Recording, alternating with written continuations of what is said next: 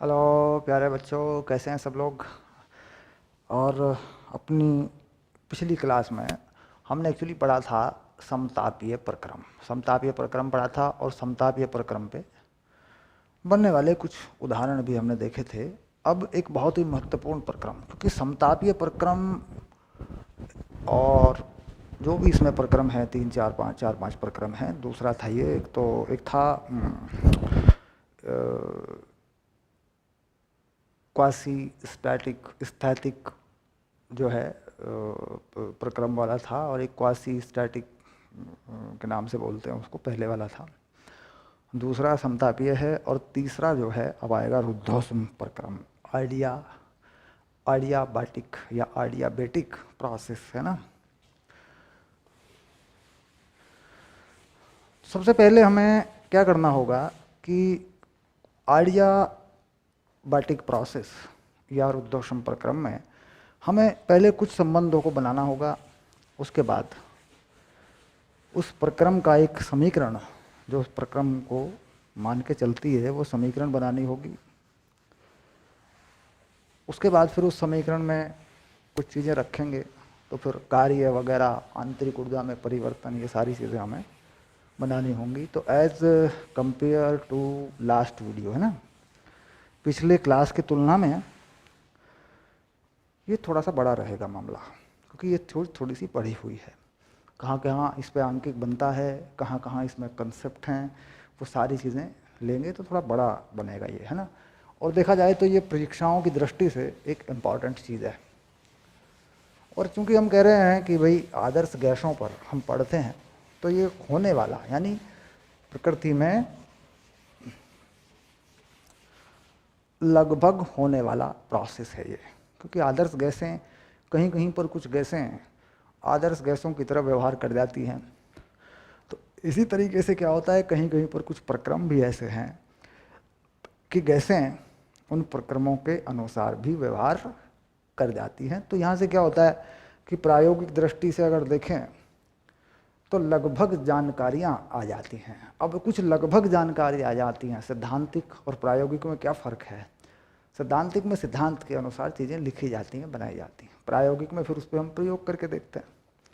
तो आदर्श गैसों में हम अगर किसी गैस को आदर्श गैस माने, तो व्यवहारिक जो गैसें होती हैं, वास्तविक जो गैसें होती हैं, वो कहीं कहीं पर आदर्श गैसों की तरह व्यवहार कर जाती हैं। तो जिस प्रकार वो व्यवहार करती है, उस प्रकार फिर प्रक्रमों में भी वो प्रायोगिक सत्य आ जाता है मामला, उसमें सच्चाई आ जाती है। और ये लगभग रहता है, यानी ये आंकड़े लगभग रहते हैं।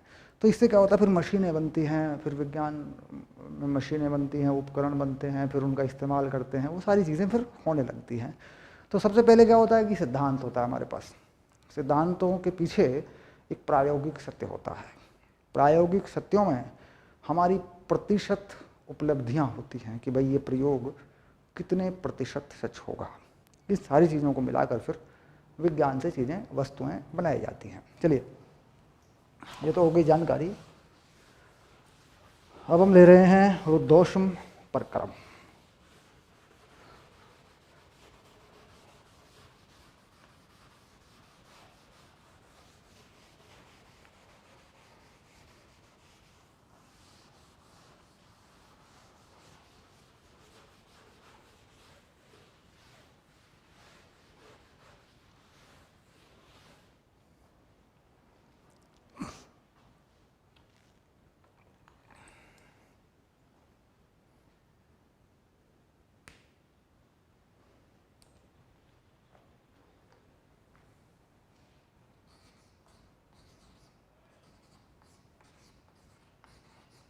रुद्धोष्म प्रक्रम, अंग्रेजी में क्या बोले हैं, आडियाबाटिक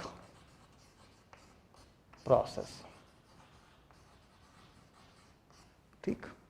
और सामान्य जानकारी के लिए ये भी लिख सकते हैं कि तुरंत हो जाने वाला प्रक्रम, यानी इसमें ये भी लिख देते हैं कि तुरंत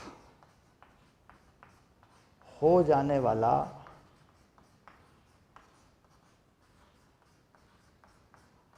प्रक्रम, ये भी लिख देते हैं। याद रखने का देखो कितना बढ़िया तरीका है ये, भाई तुरंत हो जाने वाला प्रक्रम। ठीक। अब यदि कोई प्रक्रम यदि कोई प्रक्रम इतनी तेजी से हो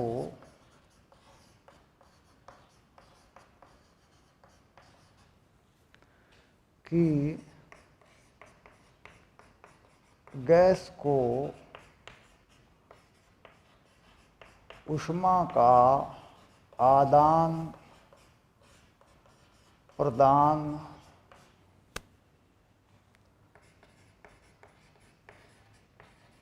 करने का समय ही न मिले,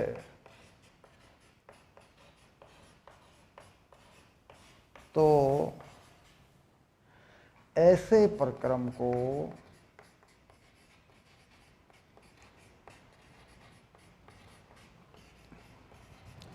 रुद्धोष्म प्रक्रम कहते हैं। और ऊष्मा गतिकी के प्रथम नियमानुसार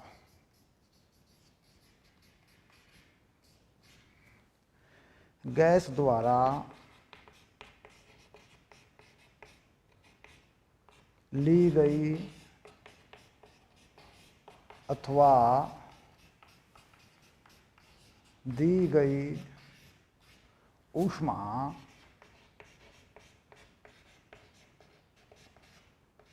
शून्य मानी जाए या मान ली जाए, तो डेल्टा क्यू बराबर 0, अतः डेल्टा क्यू बराबर डेल्टा यू प्लस डब्ल्यू बराबर 0, डेल्टा यू प्लस डब्ल्यू बराबर 0, डेल्टा यू माइनस डब्ल्यू। ये देखिए, इसको समझ लीजिए ज़रा थोड़ा सा।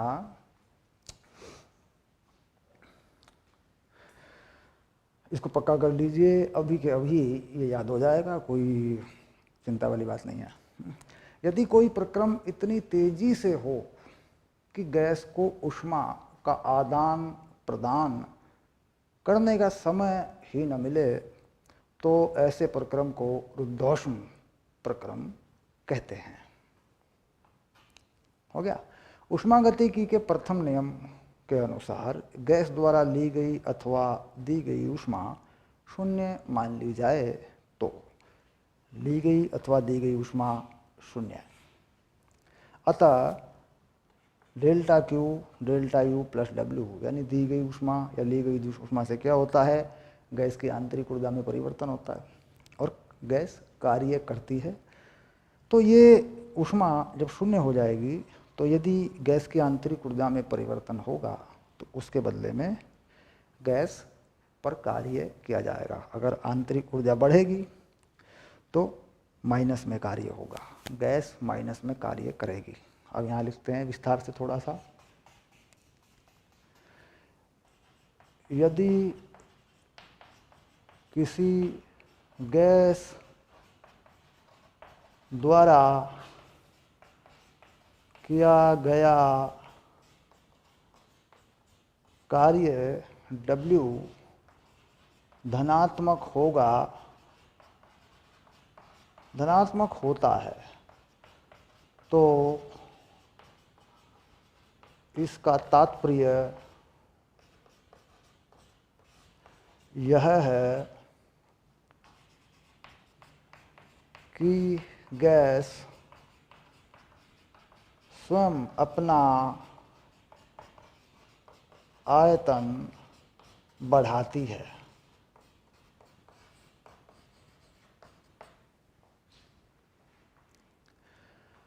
गैस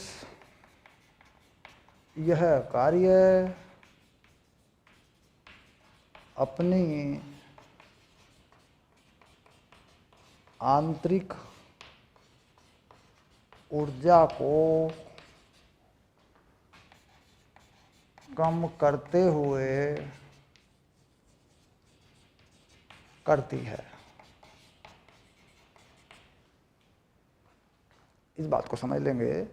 मान लीजिए कोई गैस कार्य करती है, कोई गैस जिसमें बाहर से ऊष्मा का लेन देन नहीं हो सकता, अगर वह कार्य करती है तो वह स्वयं कार्य करती है, अपने अंदर की आंतरिक ऊर्जा के बदले में वो कार्य करती है, यानी अपनी आंतरिक ऊर्जा को खर्च करती है, तब वो कार्य करती है।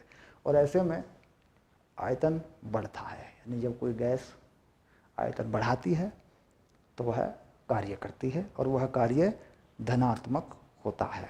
ठीक, चलिए, यानी यहाँ देखा गया W कैसा, धनात्मक।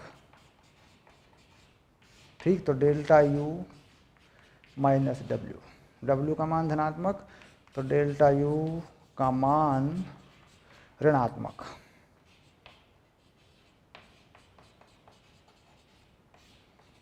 होगा, अर्थात गैस की आंतरिक ऊर्जा घटेगी, जिसके परिणाम स्वरूप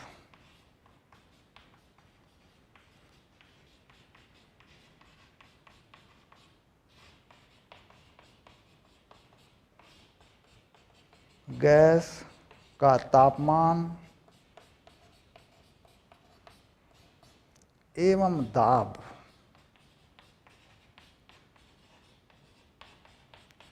घटेगा। यानी अगर कोई गैस, देखिए ये मुख्य बात है, देखो इसको पकड़ लो, इसको समझो, देखो ये क्या कहा मैंने, इसको समझना होगा। देखो, यदि कोई गैस आंतरिक ऊर्जा को खर्च करके, अपने अंदर की ताकत को, अपने अंदर की ऊर्जा को खर्च करके आयतन को बढ़ाएगी, अपना विस्तार करेगी, तो इससे उसका तापमान गिरेगा, क्योंकि आंतरिक ऊर्जा बढ़ेगी, और तापमान गिरने के कारण उसका दाब भी गिरेगा। कोई जब आयतन बढ़ेगा तो दाब घटेगा, तापमान भी घटेगा।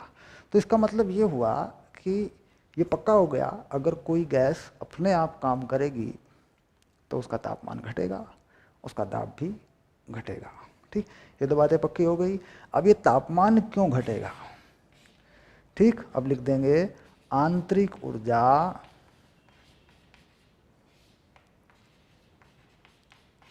आदर्श गैसों में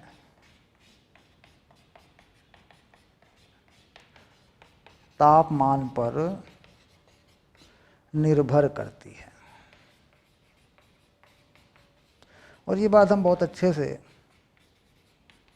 पढ़ चुके हैं कि भाई आंतरिक ऊर्जा जो है गैसों में तापमान का फलन होती है, वह तापमान पे निर्भर करती है। हालांकि उसका एक सूत्र भी बनाया था हमने, यहाँ भी बनाएंगे उस चीज़ को। ठीक, चलिए, तो ये वही हमारी सामान्य जानकारी रुद्धोष्म प्रक्रम के बारे में। अगर हमसे कहा जाए भाई रुद्धोष्म प्रक्रम क्या होता है, और इसमें हमसे पूछ लिया जाए 2 नंबर में एक सवाल, सिर्फ 2 नंबर में एक सवाल, तो हम क्या कहेंगे? साहब ये होता है रुद्धोष्म प्रक्रम। क्योंकि रुद्धोष्म प्रक्रम का समीकरण है, आंकिक है, बहुत सारी चीज़ें हैं। ठीक, तो रुद्धोष्म प्रक्रम ये है, इतना लिखेंगे तो बहुत ही बढ़िया मज़ा आ जाएगा। ठीक, चलिए, अब ये हुई रुद्धोष्म प्रक्रम की जानकारी कि इसमें क्या क्या होता है, यानी इसमें कोई गैस ऊष्मा का आदान प्रदान नहीं करती। यह प्रक्रम बहुत तेज़ी से होता है, तब ऐसा हो पाता है। अगर हम किसी प्रक्रम को धीरे धीरे करेंगे तो आदान प्रदान ऊष्मा का हो जाता है। इसलिए अगर कोई प्रक्रम तेज़ी से होता है तो रुद्धोष्म प्रक्रम होता है। या फिर प्रक्रम किसी ऐसे बर्तन में हो जिसमें ऊष्मा चालकता ना हो, यानी ऊष्मा रोधी बर्तन हो। ठीक, एक तो यह है कि बहुत तेज़ी से होता हो, दूसरी बात ऊष्मा रोधी परिवर्तन, ऊष्मा रोधी बर्तन, आदान प्रदान ना हो सके, प्रक्रम इतनी तेज़ी से होता है। ठीक, अब यहाँ लिख देंगे या प्रक्रम ऊष्मा रोधी बर्तन में होता है। ये भी देखो, ये लिख दिया, देखो ये मैंने बर्तन में होता है, यानी ऊष्मा रोधी होना चाहिए। ये बात भी हम कह सकते हैं, किसी बर्तन को ऊष्मा रोधी कर दें, उसमें ये प्रक्रम हो जाएगा, या बहुत तेज़ी से कर दें तब भी हो जाएगा। ठीक, चलिए,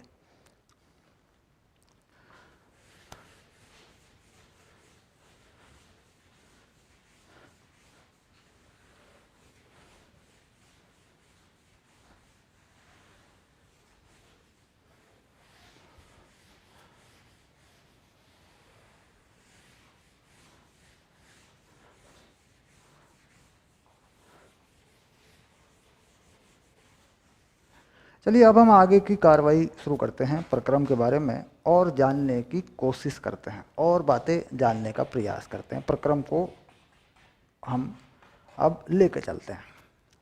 ठीक, अब हम जानते हैं हमें कुछ परिभाषाएं देनी पड़ेंगी। हम लिखेंगे स्थिर दाब पर मोलर विशिष्ट ऊष्मा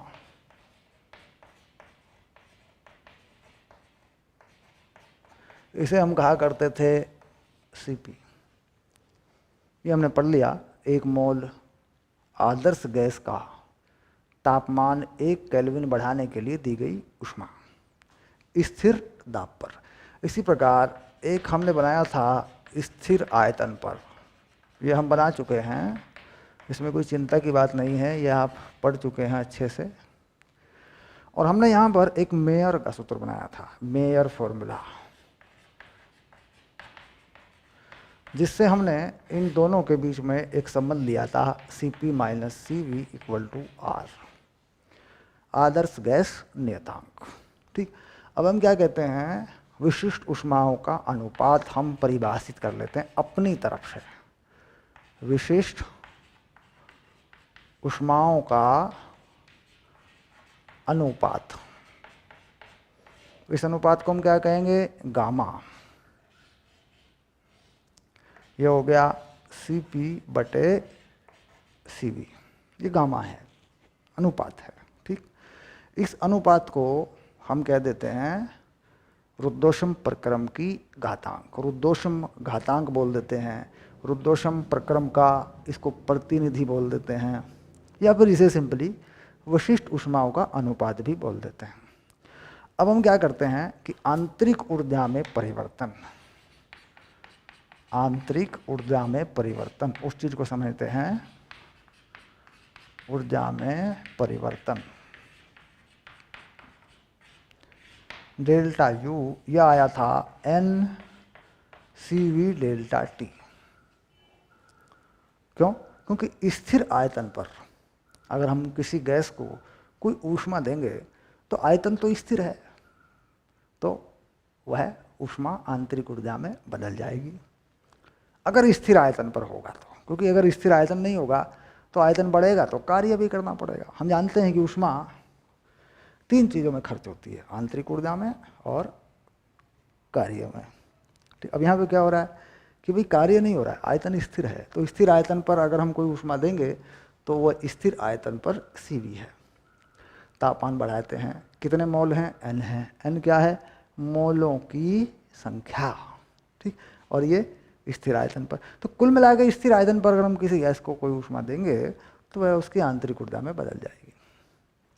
ठीक, अब हम इस Cv का जो मान है वो यहाँ से ठीक करके लिख सकते हैं। देखो, इसे मान लेते हैं समीकरण नंबर 1, इसे मान लेते हैं समीकरण नंबर 2, इसे मान लेते हैं समीकरण नंबर 3।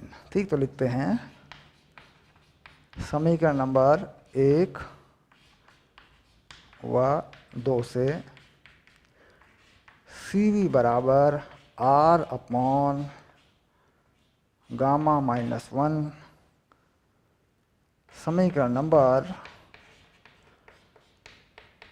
3 में डालने पर।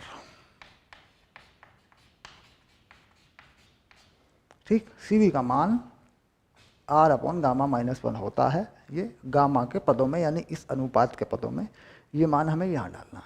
और इसके साथ साथ हमें यह भी क्लियर करना है कि ये होता है कि नहीं होता है। ठीक है, अब देखिए कैसे निकाल लेते हैं इसको। पहले इसको निकाल लेते हैं रफली, यहाँ निकाल लेता हूँ। देखो, हमने कहा Cp/Cv इक्वल्स टू गामा, ऐसे। तो Cp कितना हो गया, Cp हो गया गामा Cv, ये हो गया। देखिए, ठीक, अब गामा Cv यहाँ लिख देते हैं, तो ये हो गया gamma Cv minus Cv equals to R। ये गामा Cv किसका मान है, Cp का। अब यहाँ से Cv कॉमन ले लिया है ना, और इसको गामा माइनस 1 जो यहाँ बचेगा, देखिए कॉमन लेने के बाद इसको इधर पहुँचा दिया, ये लो, ये आ गया Cv का मान। ठीक, तो कुल मिला के समझ में आ गया कि भाई सी वी जो है 1 व 2 से निकलेगा गामा और आर के पदों में, तो इसे हटा दिया। तो कुल मिला के आंतरिक ऊर्जा का रूप बदल गया, आंतरिक ऊर्जा का रूप बदल गया। देखिए ऐसे, ये हो गया एन आर गामा -1 और डेल्टा टी, ऐसे। ठीक, अब इसको समाकलनीय रूप में, समाकलनीय रूप में भी लिखा जा सकता है। तो कैसे लिखेंगे तुम जानते हो, डी यू, आंतरिक ऊर्जा में थोड़ा सा परिवर्तन, डी यू, और थोड़ा सा ताप में परिवर्तन, N R D T gamma -1। ये समाकलनीय है, यानी ये समाकलन की फॉर्म में है। जहाँ जहाँ पर कोई परिवर्तन होता है, बहुत थोड़ा सा परिवर्तन होता है, एक परिवर्तन के साथ दूसरा भी कुछ परिवर्तन होता है, तो वहाँ पे क्या करते हैं, समाकलन को लगा लेते हैं। और ये समाकलन कहाँ लगता है, ये हमारी समझदारी पर है। परिवर्तनों को जब हम देखते हैं, इसका अभ्यास करते हैं, भौतिक विज्ञान में है, तो ये हमारी समझदारी पर होता है। हमारा मन, हमारा माइंड बता ही देता है यार यहाँ पे तो समाकलन होना है। खैर चलिए, ये आ गया समाकलन की फॉर्म में, ये आ गया। ठीक, अब यहाँ से आगे बढ़ेंगे। चलिए यहाँ से आगे बढ़ेंगे और इस समीकरण पर पहुँचेंगे। जो समीकरण है ये वाली, अब इस पर पहुँचेंगे, क्योंकि ये मानिए यही मुख्य समीकरण है रुद्धोष्म प्रक्रम का। अब इस पर पहुँचेंगे।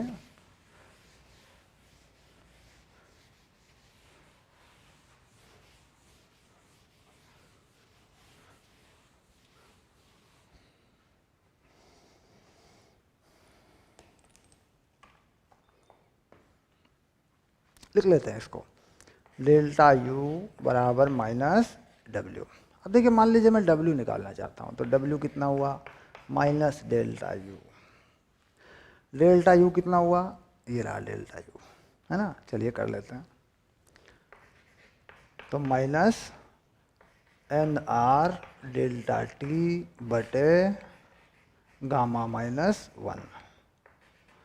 तो ये हो गया गैस द्वारा किया गया कार्य, जो कि आंतरिक ऊर्जा के ऋणात्मक माइनस में इसके बराबर है। ओके, ये आ गया। अब यहाँ पर हम जानते हैं कि किसी आदर्श गैस के लिए, किसी आदर्श गैस के लिए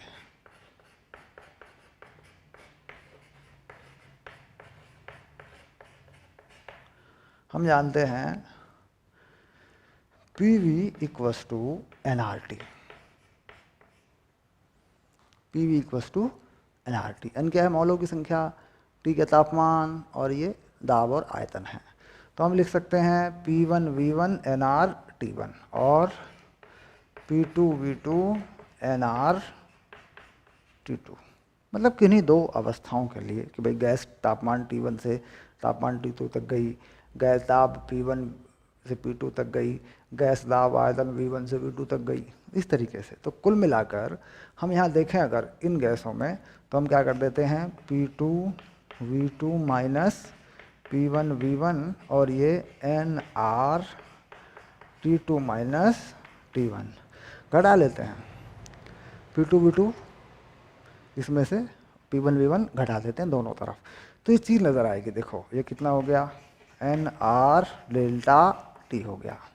ये कितना आ गया बच्चों, P2 V2 minus P1 V1, यानी गैस के पहले दाब हुआ आयतन, प्रक्रम हुआ तो बाद में गैस के दूसरे दाब हुआ आयतन, ये चीज़ आ गई।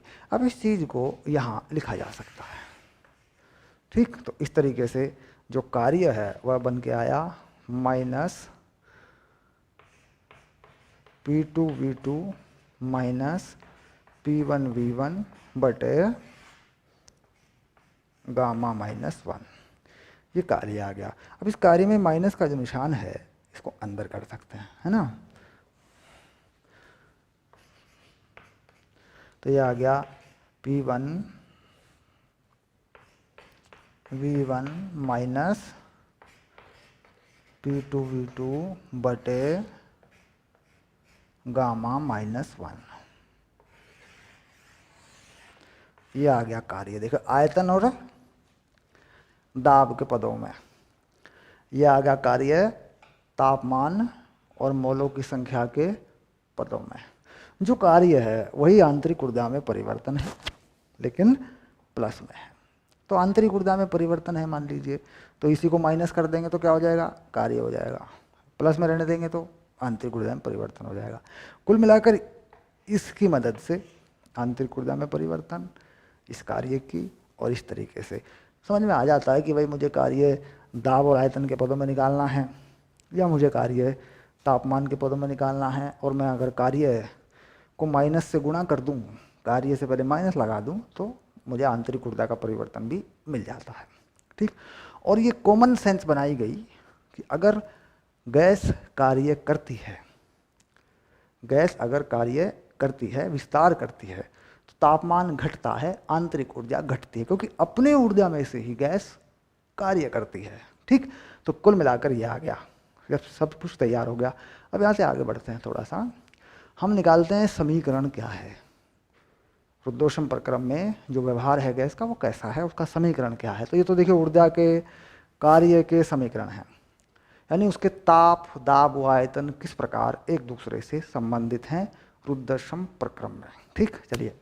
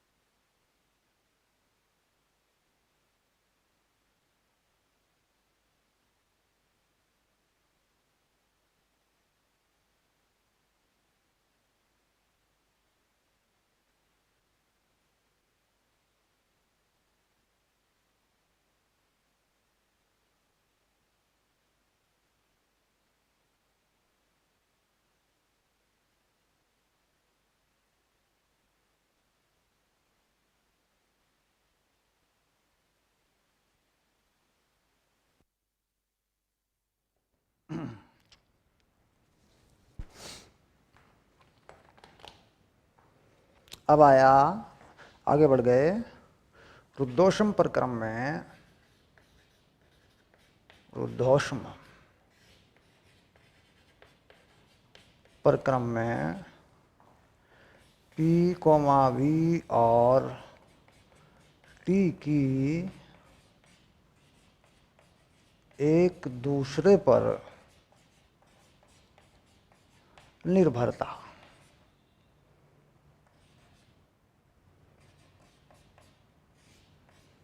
क्योंकि ये जो चीज़ है देखो, यही कहते हैं भाई इस प्रक्रम का समीकरण क्या है। तो यानी हम कहते हैं कि समीकरण क्या है, प्रक्रम के समीकरण कैसे। तो यहाँ पर प्रक्रम का जो समीकरण है वो हमें बनाना है, क्योंकि जब तक हम उसे बनाएंगे नहीं हमें वो समझ में सही तरीके से आता नहीं है। व्युत्पन्न करना है, निगमन करना है। ठीक, चलिए शुरू करते हैं। हमने जाना कि आंतरिक ऊर्जा में परिवर्तन कार्य के ऋणात्मक के बराबर है। तो ये हमने जाना, और हम जानते हैं कि आंतरिक ऊर्जा में परिवर्तन कितना है, NCV/dt। ये आंतरिक ऊर्जा में परिवर्तन है। ओके, तापमान का परिवर्तन है थोड़ा सा, ये मोलों की संख्या है, ये विशिष्ट ऊष्मा है, मोलर विशिष्ट ऊष्मा है स्थिर आयतन पर, ये हम समझ चुके हैं।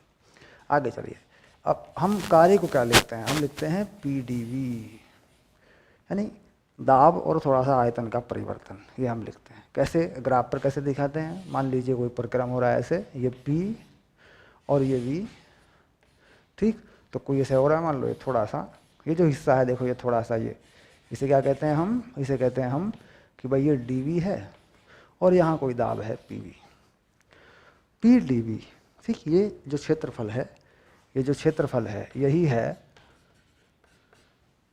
PdV, ठीक। ग्राफ के नीचे आयतन की तरफ छोटा सा क्षेत्रफल जो लिया गया, ये देखो जिसमें क्या है, इसकी ऊंचाई क्या मान ली, थोड़ी सी एक आयताकार पट्टी मान लें इसको, तो ये कितनी हो गई P, और थोड़ी सी इसकी चौड़ाई हो गई जो dV के बराबर है, आयतन में परिवर्तन के बराबर, ये PdV जो है कार्य है, गैस द्वारा किया गया कार्य। तो यहाँ PdV लिख दिया हमने। अब हम क्या करते हैं कि हम एक समीकरण इस्तेमाल करते हैं अपना कि भाई हमेशा ही आदर्श गैस में PV बराबर nRT रहता है। आदर्श गैस में PV बराबर nRT रहता है क्योंकि आदर्श गैस है तो इसको मान के चलेगी, ठीक। अब यहाँ पे क्या करते हैं, P को हटा देते हैं। P का मान कितना आ गया जरा बताइए, याद करके देख के बता दीजिए भैया। अरे ये तो यार तुम्हें याद होगा भाई, ये आ गया, देखो यहाँ लिख दो, ठीक। चलिए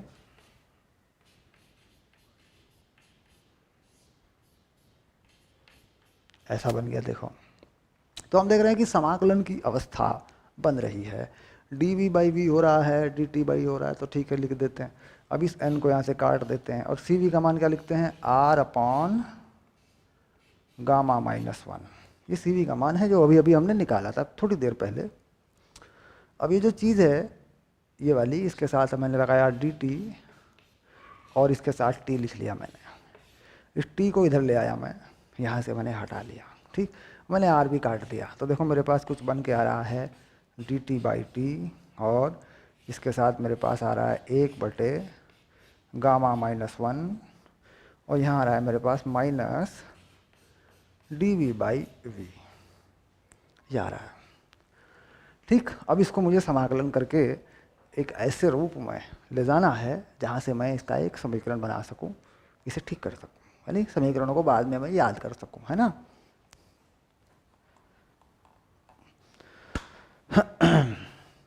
चलिए इसको यहाँ से आगे बढ़ाते हैं।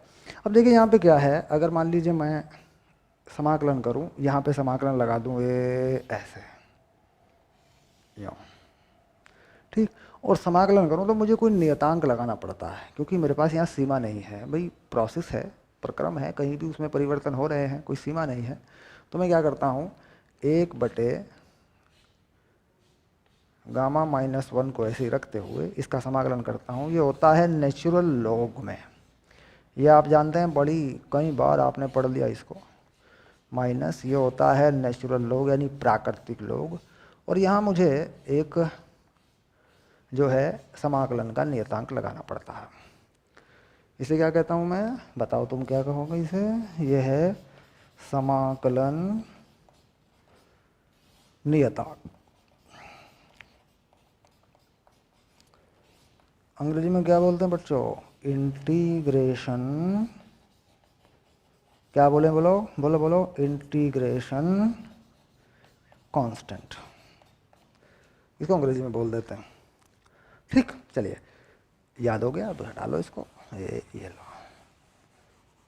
इंटीग्रेशन कांस्टेंट या समाकलन नियतांक। अब इसके बाद यहाँ से आगे बढ़ते हैं थोड़ा सा, और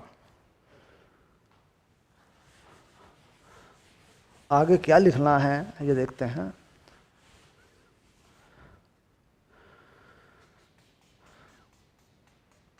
इस समीकरण को बनाना है पक्का, इसको सीखना है बना के, छोड़ना नहीं है इसको, क्योंकि गणित का प्रयोग भौतिकी में बड़े तक होते हैं बच्चे, बड़ी दिक्कत होती है। चलिए अब क्या करते हैं, देखिए हम लोग में हमारे पास एक प्रॉपर्टी होती है, अगर हम लिखते हैं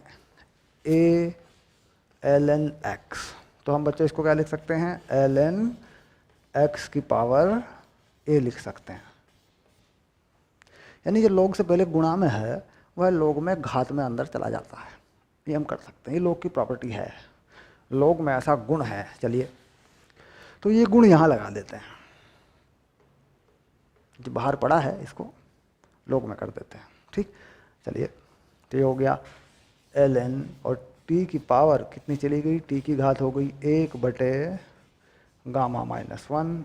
और अब यहाँ पे ये जो v है, v इसको इधर ले आते हैं, इधर, यानी प्लस ln v, और इधर कर लेते हैं c। अब हमारे पास log में एक प्रॉपर्टी और होती है, हम करते हैं ln a plus ln b, तो कितना हो जाता है बच्चों, ln ab हो जाता है ये। यानी log में अगर कुछ प्लस में लिखा है तो वह log के अंदर गुणा में चला जाता है, ये भी एक गुण है log के अंदर। तो इसको लगा लेते हैं और इन्हें इकट्ठा कर लेते हैं। तो ये हो गया हमारे पास ln t की पावर 1/γ-1, और इसके साथ आ गया v, ये पूरा का पूरा गुणा में आ गया, और ये आ गया c। ठीक, अब ये जो ln है, अगर मैं इसे हटाना चाहूँ यहाँ से, तो ये ln भी हट जाता है। क्या होता है प्रॉपर्टी में, ln x equal to Y, तो ये होता है x, और ये हो जाता है e की पावर y, e की पावर y। ये भी log में ही गुण है, जो आधार होता है इसका वो e होता है, चर घातांक की पावर पहुंच जाती है e की पावर। अगर log का आधार 10 होता है तो 10 की पावर हो जाती है। देखो log का आधार कितना बनाया 10, और क्या लिख दिया x, और ये क्या लिख दिया y। तो x बराबर कितना हो जाएगा बच्चों, 10 की पावर y। ये भी पक्की बात है, यानी जो भी log का आधार होता है उसी की पावर चल जाती है, उसी की पावर लग जाती है। तो कुल मिला के अब मैं आगे बढ़ता हूँ।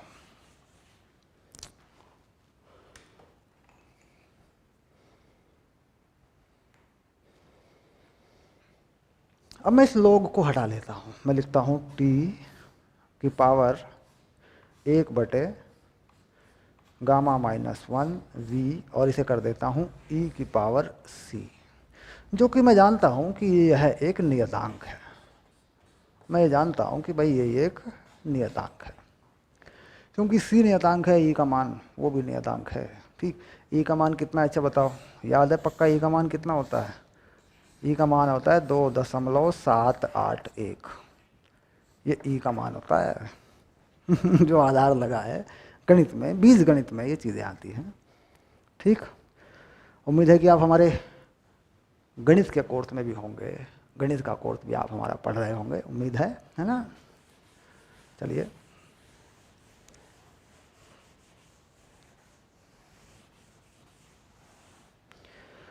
क्योंकि हम इसे बड़े आराम से बना रहे हैं और देख रहे हैं कि समीकरण वास्तव में बनता कैसे, उसको अच्छे से देख रहे हैं, कोई कन्फ्यूज़न कहीं भी नहीं है, एकदम साफ साफ चल रहा है, बिल्कुल क्लियर। चलिए, तो यहाँ पर अब ये नियतांक हो गया, तो नियतांक को छोड़ें, कुछ लिख दें, इससे को मतलब नहीं रहा। अब मैं क्या करता हूँ कि इसको हटा लेता हूँ और इसे एक नियतांक ही लिख देता हूँ।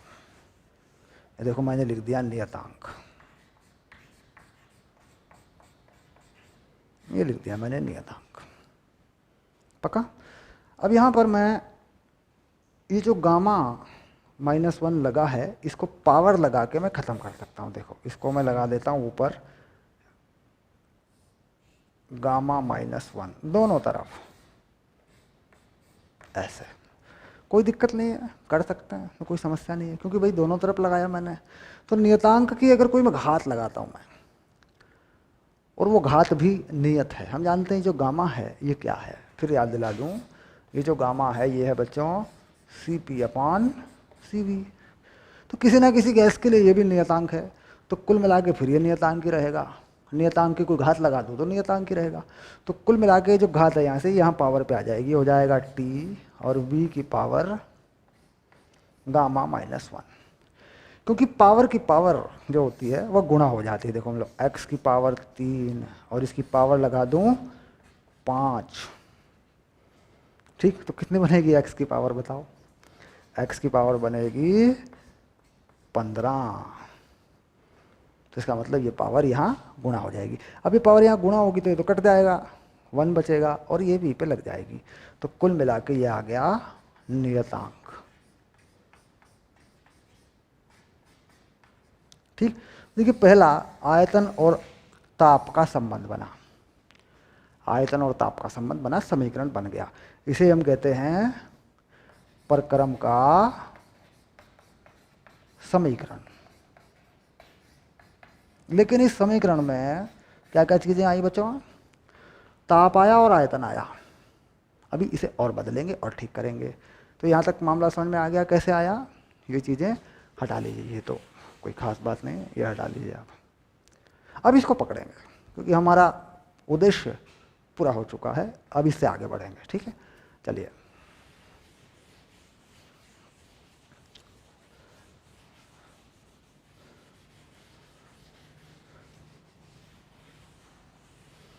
तो हमारे पास पहला संबंध या पहला समीकरण आ गया है।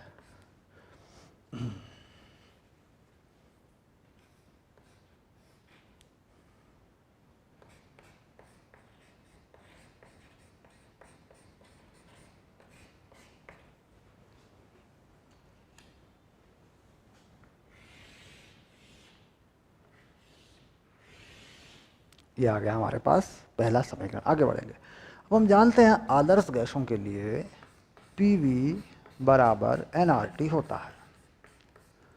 आदर्श गैसों में ये रहता ही है हमेशा, इसमें कोई बात ही नहीं है। तो हम क्या करते हैं, T को हटा देते हैं। तो T का मान कितना आ रहा है बताओ? PV/NR।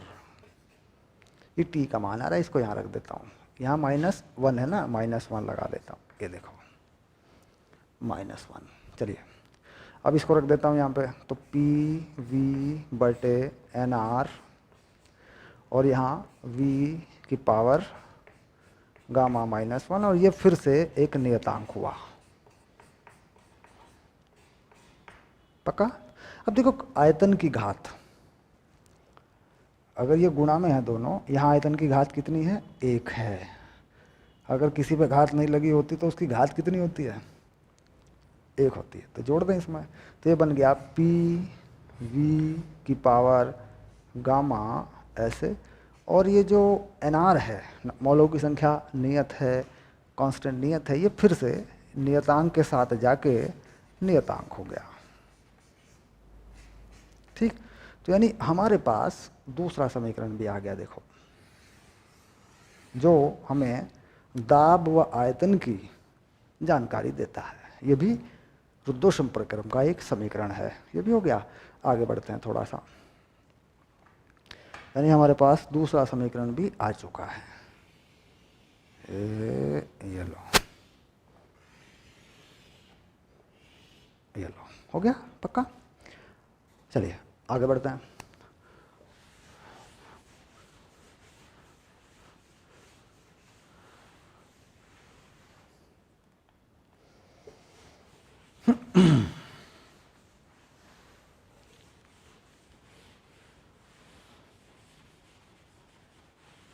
अब फिर से इसको पकड़ लें या इसको पकड़ लें। देखो ताप आयतन हो चुका, दाब आयतन हो चुका, बचा क्या? दाब और आयतन बचा। तो चलिए कर देते हैं, इसी को पकड़ लेते हैं। PV की पावर गामा, ये नियतांक है।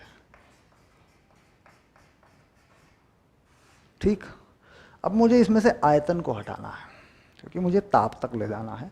तो यहाँ पर फिर लिख लूँगा मैं PV = nRT। मुझे आयतन को हटाना, nRT/P। देखिए आयतन इतना हो जाएगा, मैंने इसको यहाँ से यहाँ लगा देना है, तो लगा देता हूँ nRT/P, और ये सब पे ये लगा दी मैंने घात। ये हो गया नियतांक।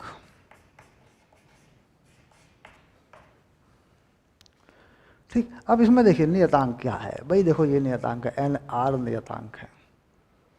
इन्हें हटा देंगे, नियतांक में चले जाएंगे। ये तो इनकी कोई घात हो या ना हो, ये तो नियतांक में चले जाएंगे। तो कुल मिला के P की पावर कितनी है? ऊपर 1, नीचे कितनी है पावर? ये जो पावर है ये नीचे लग जाएगी। ठीक, तो ये बन जाएगा ऐसे, यूँ। ये P के साथ हो गया, देखो ऐसा। और T की पावर ये जो कितने लग जाएगी ऐसे। ठीक, और जो NR है ये नियतांक में चले जाएंगे क्योंकि ये तो नियत नंबर है, नियतांक है। ये आ गया। अब ये पावर ऊपर चली जाएगी, माइनस में हो जाएगी। पहले से कितनी पावर है पी की, वो 1 है। अगर पावर कोई दिखाई नहीं दे रही है तो इसका मतलब वहाँ 1 पावर है। अब इसे ठीक कर देंगे, पी की पावर 1 माइनस गामा और टी बराबर नियतांक।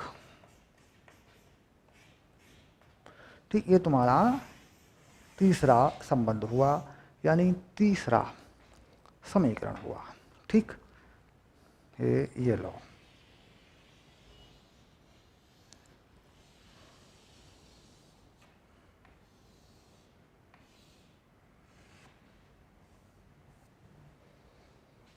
ओके, पक्का? चलिए, तीनों समीकरण बना लिए, अच्छे से समझ लिया कि समीकरण किस प्रकार प्राप्त किए जाते हैं। ठीक है, चलिए।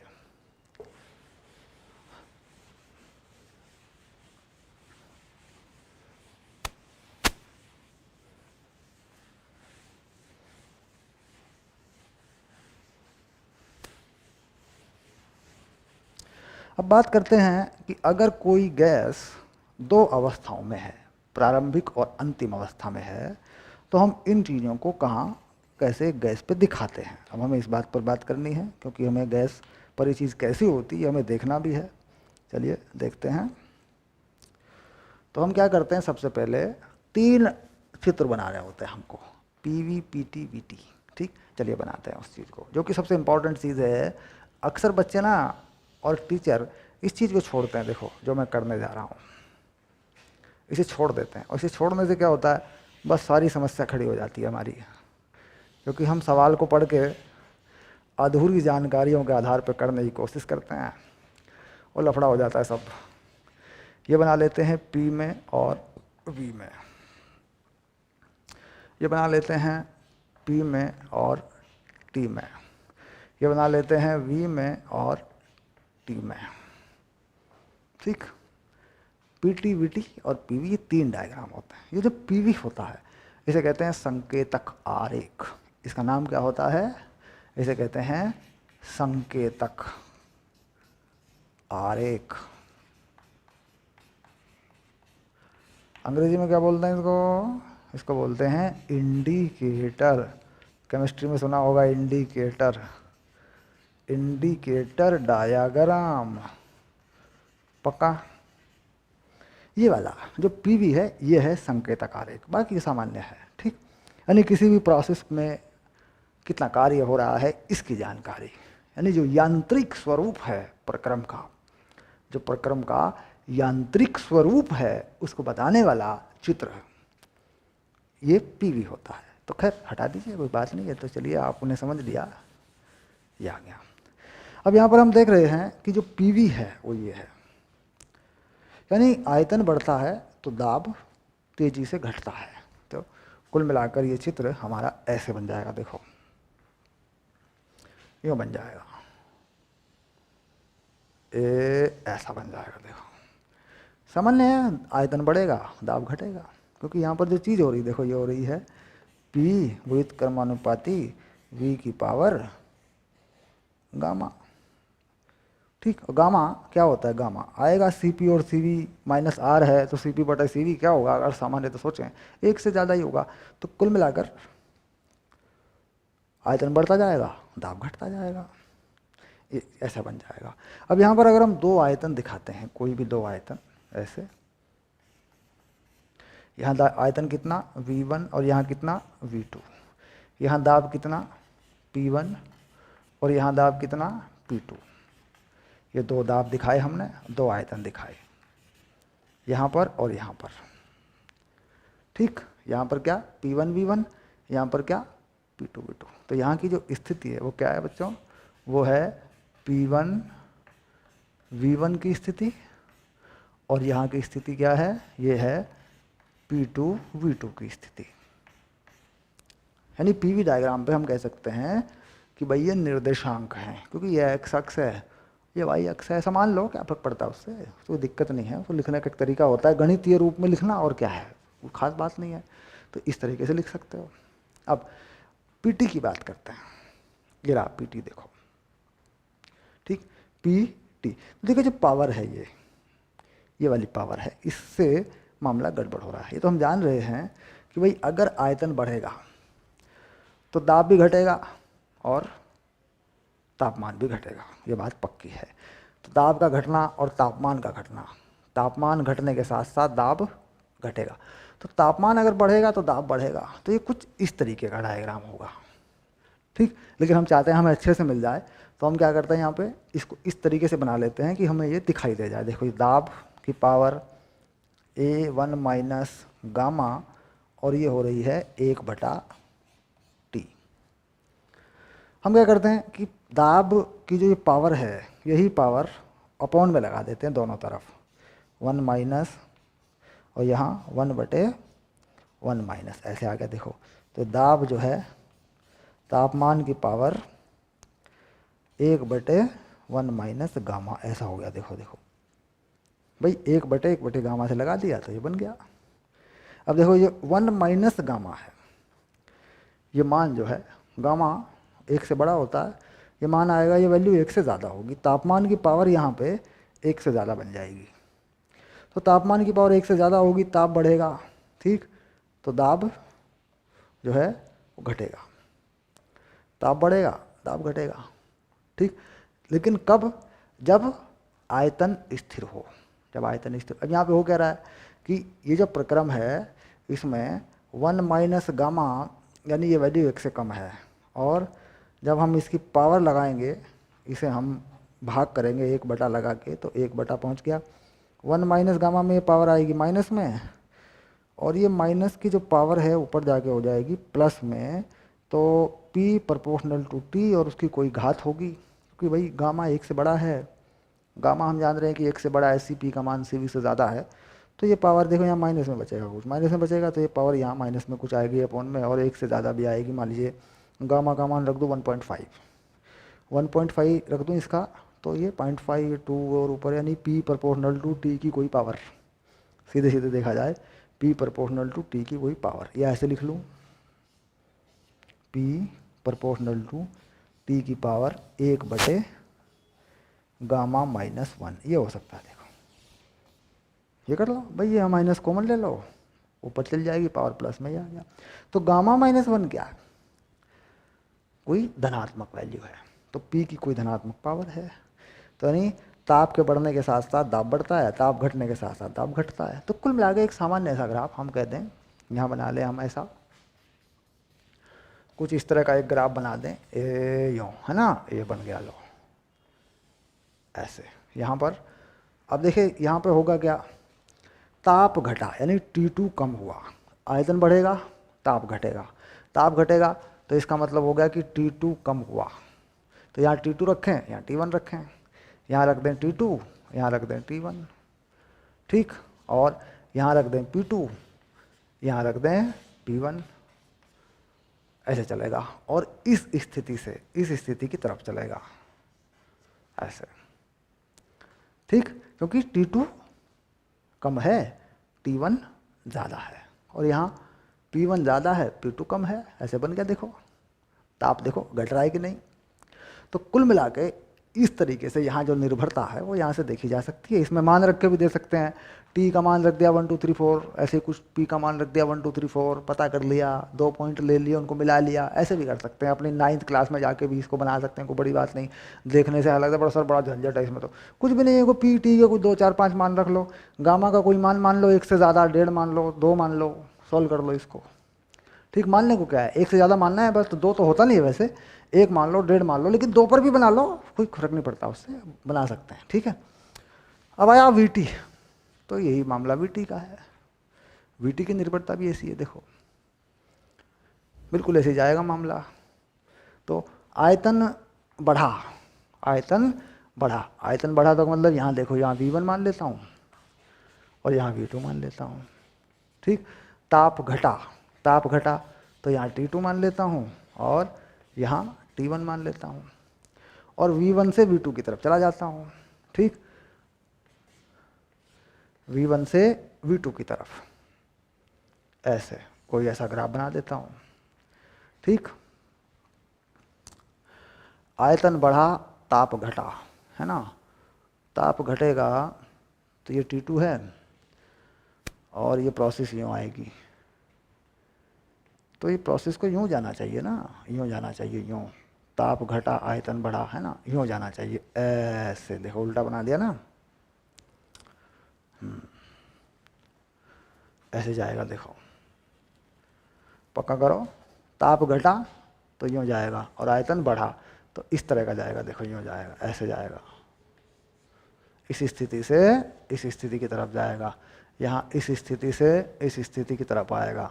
ठीक, यहाँ इस स्थिति से यहाँ से इस तरफ को आएगा, ऐसे। आयतन बढ़ा, दाब घटा, दाब घटा, ये 3 ग्राफ है। देखो ऐसे, इन ग्राफों से कोई जानकारी नहीं मिलती, इन ग्राफों से कोई क्षेत्रफल वगैरह नहीं मिलता, बस प्रोसेस की जानकारी मिलती है, प्रक्रम की जानकारी मिलती है। ठीक, अब हम आते हैं कि वर्क कहाँ दिखाई देगा, यानी कार्य कहाँ दिखाई देगा। तो पीवी डायग्राम पे जो एरिया है, जो क्षेत्रफल है, वो दिखाई देगा। इसके नीचे देखो ये वर्क दिखाई देगा, ये कार्य दिखाई देगा। इस कार्य को ऐसे यहाँ भरते हैं, देखो इसमें रंग भरते हैं, ये कार्य दिखाई देगा। ये वाला क्षेत्रफल जो है कार्य के रूप में दिखाई देगा। ये देखो ये क्षेत्रफल जो है, पीवी आरेख पर क्षेत्रफल होता है आरेख और वॉल्यूम यानी आयतन के बीच में जो ग्राफ होता है। ये देखो ये आयतन दिखाई देगा, ये मैंने जो रंग भरा है ये आयतन दिखाई देगा। ये आयतन ही कार्य है, यानी ये आयतन जो है, सॉरी ये क्षेत्रफल ही, आयतन कहूँ मैं, ये क्षेत्रफल ही कार्य है। ठीक, ये जो क्षेत्रफल है, ठीक, ये है कार्य। क्षेत्रफल किसके बराबर है? कार्य के बराबर है। ठीक, रेखांकित या छायांकित, मैं कहता हूँ भाई छायांकित है ये, छायांकित क्षेत्र का क्षेत्रफल। ठीक, ये किसके बराबर है? कार्य के। और कार्य का सूत्र क्या था वो आपने पता लगा लिया। ठीक, चलिए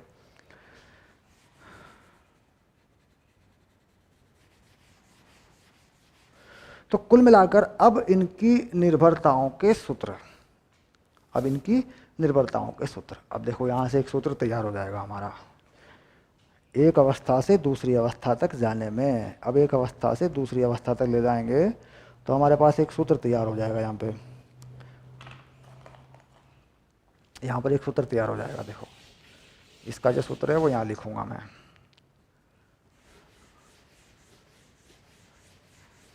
चलिए ये हो गया T1 V1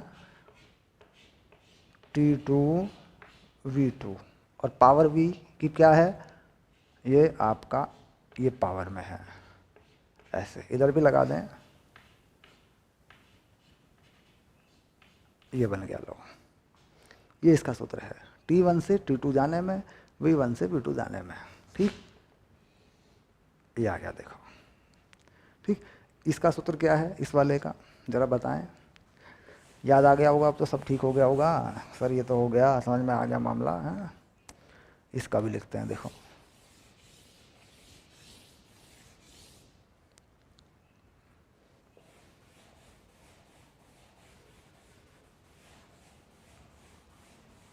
चलिए इसका भी लिख देते हैं, P1 V1 और P2 और V2। घात इस पे लगी हुई है आयतन पे। ये देखिए, ये इसका भी सूत्र हो गया। ठीक, अब इसका भी लिख देंगे।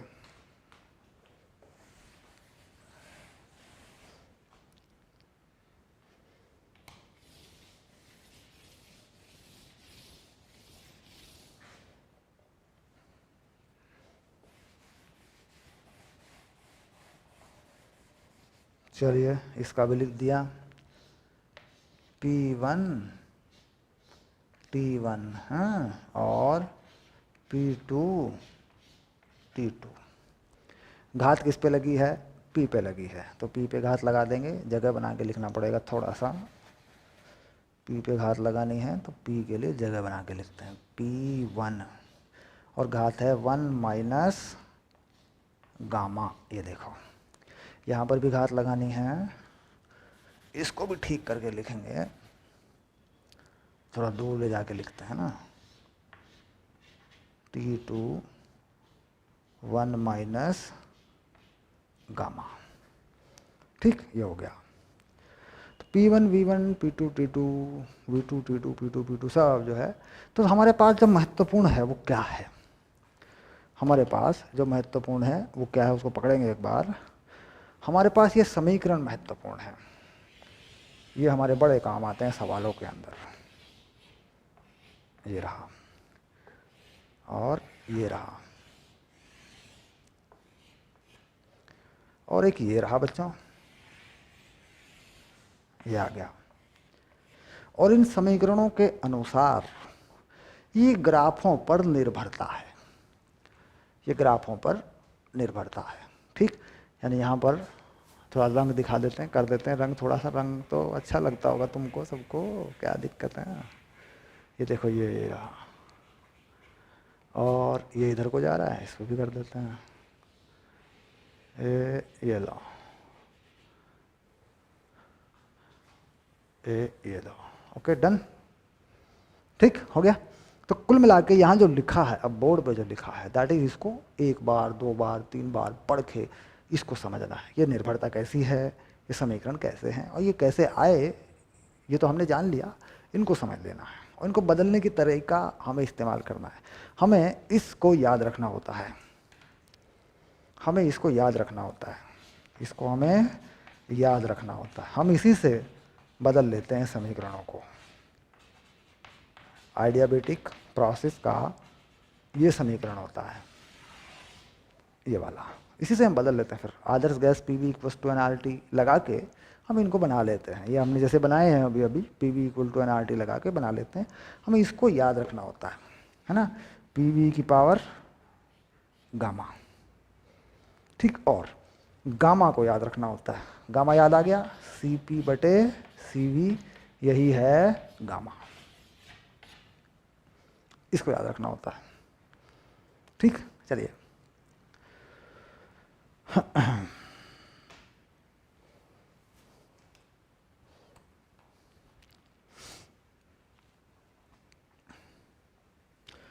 अब बात करते हैं भाई समतापीय और रुद्धोष्म प्रक्रम में क्या फ़र्क है। अब ये देखते हैं, इन्हें हटा देते हैं सब चीज़ों को, हम दूसरी बात पर चल रहे हैं अभी।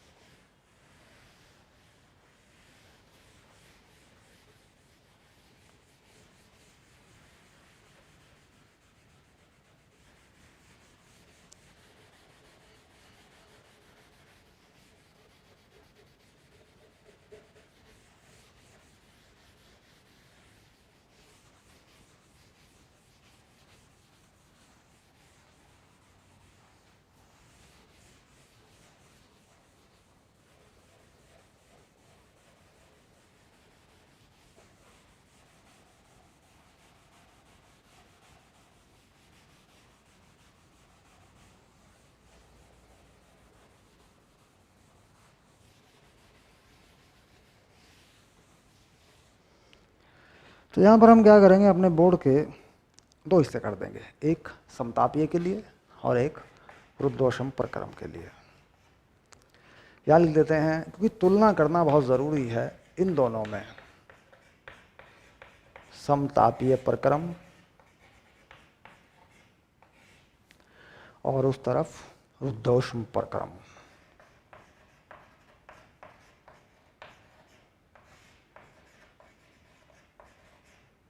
ऐसे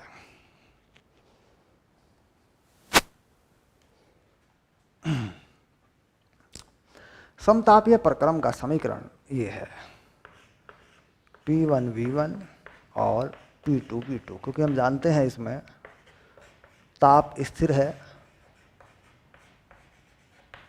और यह बॉयल के नियम से आ जाता है। ये दरअसल बॉयल का नियम है। ठीक, ये है हमारा समतापीय प्रक्रम। ठीक, समतापीय प्रक्रम में किया गया कार्य W N R T ln V2/V1 ये होता है। अगर इस लोग को बदल दें तो 2.303 nRT log 10 V2/V1 होता है।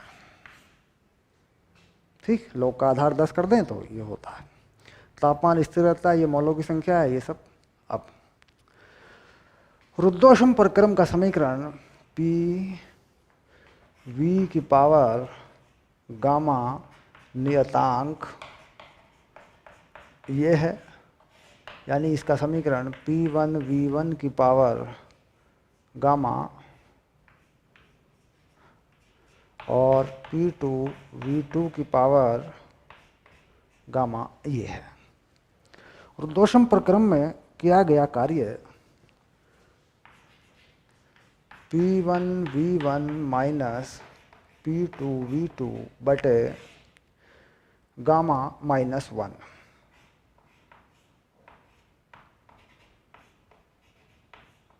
ये है। ठीक, समतापीय प्रक्रम में आंतरिक ऊर्जा का परिवर्तन शून्य है। ठीक, यहाँ आंतरिक ऊर्जा का परिवर्तन कार्य के माइनस के बराबर है। बात पक्की हो गई। यहाँ पे जो ऊष्मा दी है गैस को वह कार्य के बराबर है। यहाँ पर जो ऊष्मा दी है गैस को वह शून्य है। ठीक, तो ये भेद है। और यहाँ क्या भेद है? देखो, ये PV है तो ये क्या है? PV नियतांक ये है और यहाँ नियतांक है। और हम जानते हैं गामा CP/CV है और गामा का मान 1 से अधिक है। गामा का मान 1 से अधिक, 1 है, 1.5 है, 2 नहीं होता, 1 से अधिक है। वे भी कह सकते हैं भी गामा का मान जो है ऐसे कर दें तो 2 से कम है, ये भी कह सकते हैं। 1 और 2 के बीच में होता है। ठीक, अब कुल मिलाकर ये फर्क है। ठीक, अब ये गामा का मान क्या होता है, कैसे निकालते हैं? हमारे पास एक चैप्टर है आगे पूरा, इसको निकालेंगे। आप कहेंगे सर ये कैसे निकालेंगे, ये तो पता होना चाहिए। पता होता है, निकाल लेते हैं। आगे एक चैप्टर है अणुगति सिद्धांत, गैसों का अणुगति सिद्धांत, काइनेटिक थ्योरी ऑफ गैसेस, उसमें ये जान लिया जाएगा बच्चों। ठीक, चलिए अब बात करते हैं कि ये जो फर्क है ये ग्राफ पर कैसे दिखाई देगा। ये तो समझ लिया आपने सूत्रों में क्या भेद है, ये ग्राफ पर कैसे दिखाई देगा।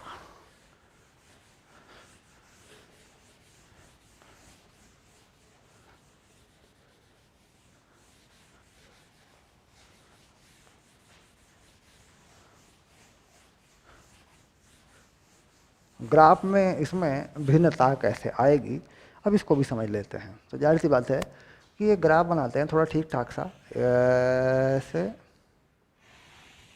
ऐसे, ये हो गया V और ये हो गया P। ठीक, अब ये जो ग्राफ है, देखिए ये वाला जो ग्राफ है ये कैसा है? P व्युत्क्रमानुपाती V, ये ग्राफ है समतापीय वाला। और ये ग्राफ कैसा है? P अनुक्रमानुपाती V की पावर गामा। और हम जान रहे हैं गामा का मान 1 से ज़्यादा है। तो कुल मिलाकर दाब आयतन के साथ तेजी से घटेगा। यानी ये जो प्रक्रम है दाब आयतन के साथ व्युत्क्रमानुपाती घटेगा, लेकिन वहाँ नीचे घात है तो तेजी से घटेगा। यानी अगर मैं इसे कहूँ कि साहब ये समतापीय है, ठीक, तो मैं इसे कह सकता हूँ साहब ये जो है ये समदाबीय है, समदाबीय नहीं, रुद्धोषम प्रक्रम है ना। देखो उल्टा नाम ले, समदाबीय आगे वाला है, पढ़ाना है उसको भी, ये रुद्धोषम है।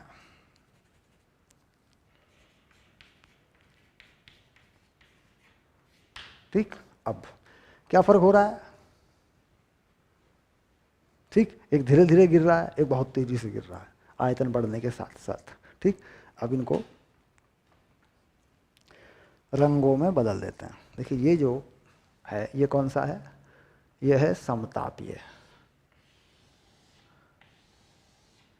ये समतापीय है।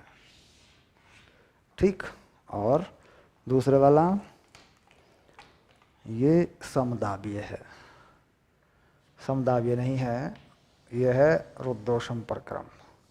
पता नहीं मुझे समदाबीय क्यों याद आ रहा है, आगे पढ़ाना है अभी। ये रुद्धोषम प्रक्रम है। ठीक, अब रुद्धोषम प्रक्रम या समतापीय प्रक्रम का जो ढलान है, जिसे हम कहते हैं प्रवणता, ठीक, वह प्रवणता कैसी है? मान लीजिए हम कोई बिंदु ले लें यहाँ, ऐसे हम ये कोई आयतन ले लें ऐसे V0 ऐसे, तो प्रवणता देखनी है। प्रवणता का मतलब ये हो गया कि अब हम कोण देखेंगे। ठीक, कौन सा कोण? जो ढलान बताता हो, आयतन के अक्ष के समांतर एक रेखा और एक स्पर्श रेखा। तो कुल मिलाकर यहाँ देखें, देखिए V0 माना मैंने कोई वॉल्यूम, तो मैं यहाँ एक स्पर्श रेखा बनाता हूँ ऐसे, ये जो है ये बन गई। देखो ये स्पर्श रेखा जो है यहाँ कितना कोण बनाती है? ये है ढलान थीटा। ठीक, ये जो थीटा है ये किसका है? रुद्धोषम प्रक्रम का है। तो इस थीटा को हमने क्या लिखा? इसके नीचे लगा दिया रुद्धोषम। थीटा रुद्धोषम प्रक्रम का है। टेन थीटा हम देखते हैं स्पर्श रेखा का ढलान। यहाँ से देखना चाहते हैं या फिर यहाँ भी दिखता है, देखो ये आयतन के समानांतर की रेखा खींच लेंगे ऐसे, तो ये थीटा रुद्धोषम यहाँ भी दिखता है, थीटा रुद्धोषम। हम क्या निकालते हैं इसका? टेन थीटा निकालते हैं, जिससे हम प्रवणता कहते हैं, ढलान कहते हैं। तो इसी प्रकार हम यहाँ पर जब निकालते हैं इस जगह पर, तो यहाँ पर भी हम एक स्पर्श रेखा तैयार करते हैं ऐसे ये, और यहाँ पर भी हम इसके समांतर रेखा बनाते हैं आयतन के अक्ष के। ये जो थीटा होता है इसे क्या कहते हैं? थीटा समतापीय। यानी ये जो थीटा है दोनों के बीच में, ये किसका? समतापीय है। तो हम देखना चाहते हैं कौन सा कोण ज़्यादा है किसी एक आयतन पर। कोई आयतन मान लिया जाए उस पर। ठीक, दाब पर भी देख सकते हैं, कोई दाब बना लें, दाब पर भी देख सकते हैं, आयतन पर भी देख सकते हैं, दोनों पे देखना है मुझे। ठीक है, चलिए अब मैं ढलान की बात करूं तो अब मैं क्या करता हूं, यहां पर मैं इसका और उसका अवकलन करूंगा मैं। ठीक, चलिए सबसे पहले मैं समतापीय की प्रवणता, समतापीय वक्र की प्रवणता मैं लिखता हूं। समतापीय वक्र की प्रवणता कौन सा लिया? इसमें लिया मैंने पीवी, पीवी आरेख पर। ठीक, तो हम जानते हैं कि पीवी नियतांक है।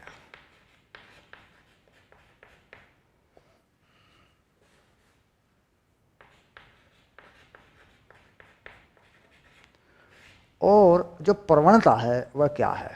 प्रवणता है टेन थीटा और ये है dp बाई dv। यानी दाब में थोड़ा सा परिवर्तन, दाब में थोड़ा सा परिवर्तन यहाँ माना जा सकता है, ये हो सकता है dp, और आयतन में थोड़ा सा परिवर्तन यहाँ माना जा सकता है, ये हो सकता है dv, dp बटे dv। अगर इस त्रिभुज को देखें ऐसे तो यहाँ इस तरफ कौन है? इस तरफ है, इस पर dp स्पर्श रेखा के लिए, और यहाँ इधर कौन है? इसमें यहाँ है इसमें dv, और यह है थीटा। तो बात समझ में आ गई होगी। ये है स्पर्श रेखा, अपन निकाल रहे हैं tan थीटा प्रवणता dp बाई dv। सिंपल। चलिए अब ये कौन निकलेगा, अब देखो कैसे। अब ये प्रवणता ये निकालनी है तो हम क्या करते हैं, इसका अवकलन कर देते हैं यहाँ पे। तो p v के सापेक्ष करते हैं। तो पहले p को छोड़ा, v का कर दिया 1 हो गया। उसके बाद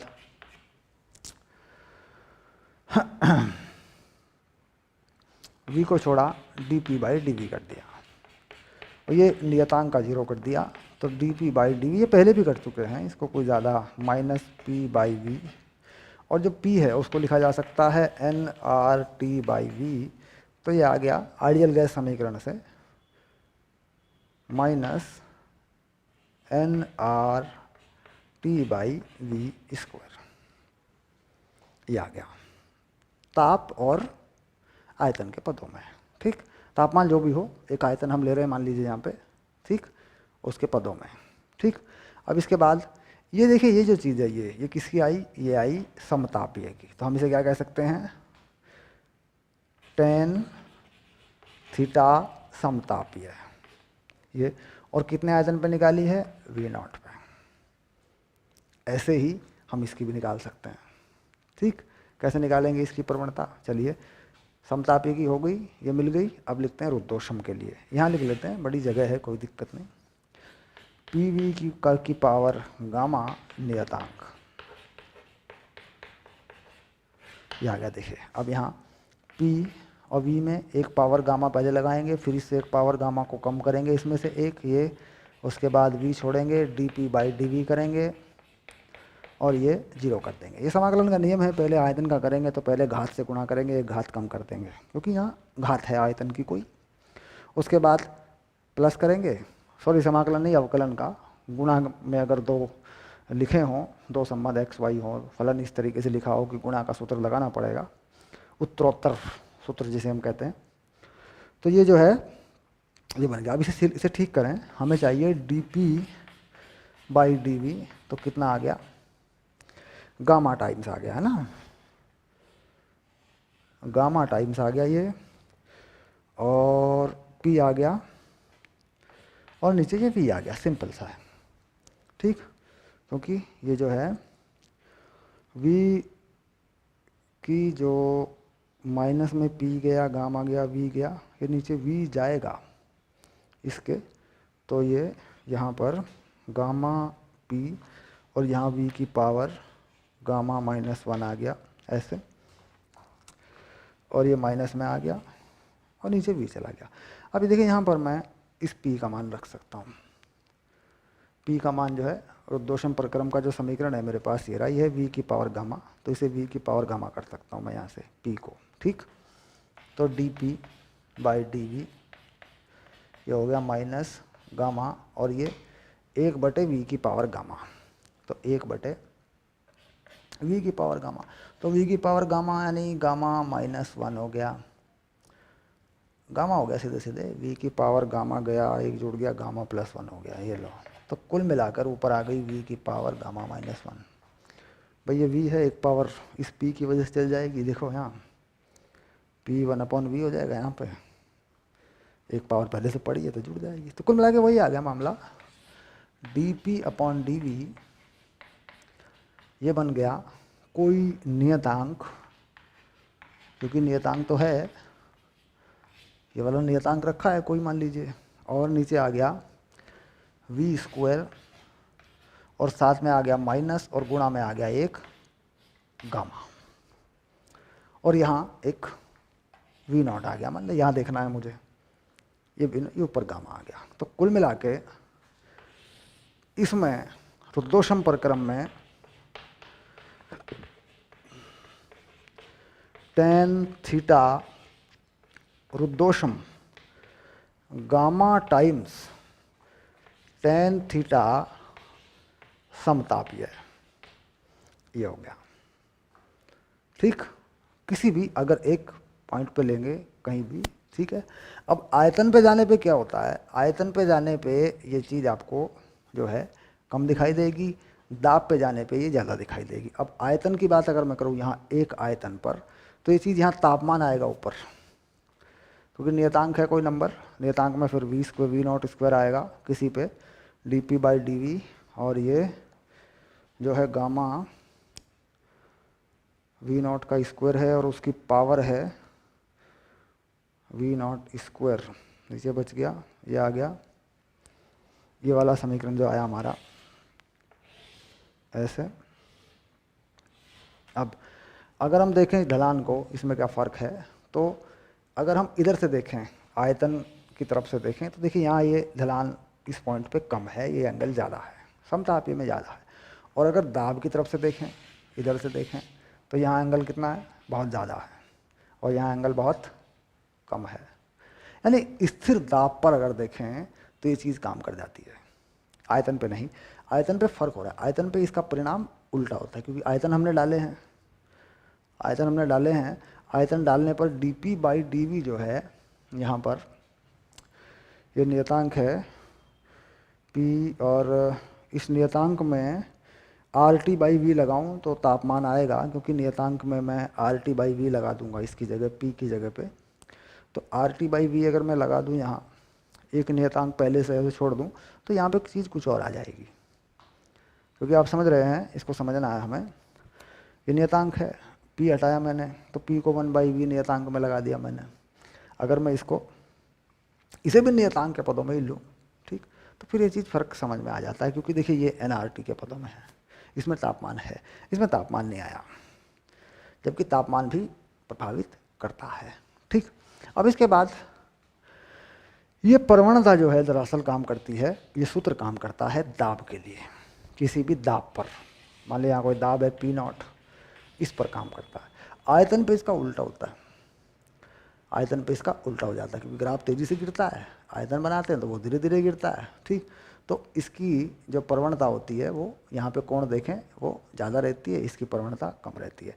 तो आयतन पे देखें ये दाब के लिए है, इसके लिए बना दिया इसको मैंने बना दिया दाब के लिए,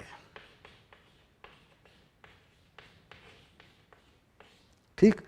अगर आयतन के लिए बनाऊं तो उल्टा हो जाएगा, एक ही आयतन पर रुद्धोष्म वाले की प्रवणता कम है, समतापीय वाले की ज़्यादा है। अगर एक ही दाब पे बनाऊं तो रुद्धोष्म वाले की प्रवणता जो है ज़्यादा है, समतापीय वाले की कम है।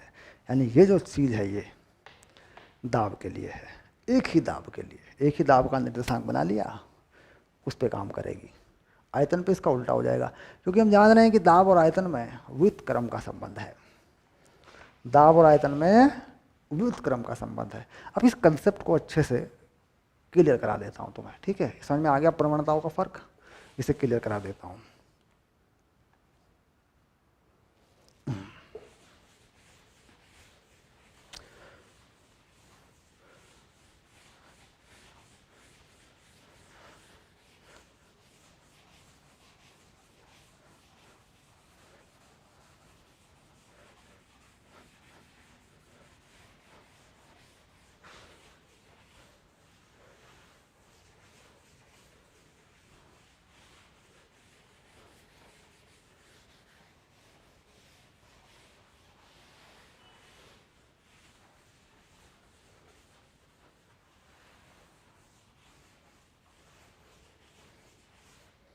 चलिए एक उदाहरण लूँगा और उस उदाहरण के माध्यम से आपको ये लॉजिक क्लियर कराना है मेरे को कि प्रवणताओं का सवाल कैसा है और उसमें क्या फंडामेंटल है। देखिए ये कह जी हमारे पास एक ग्राफ है पीवी का, जिस पे हमने रुद्धोष्म प्रक्रम को भी और समतापीय प्रक्रम को भी दिखा रखा है।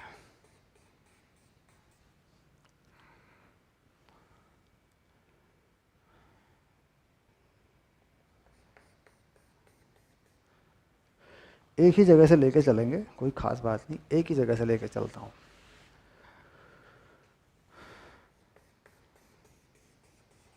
ये देखिए ये जो है ये तो धीरे धीरे गिर रहा है, ये है समतापीय,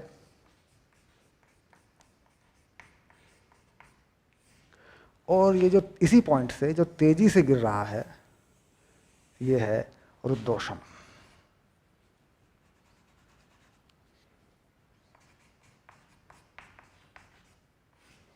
ठीक। और ये हुआ आयतन और ये हुआ दाब।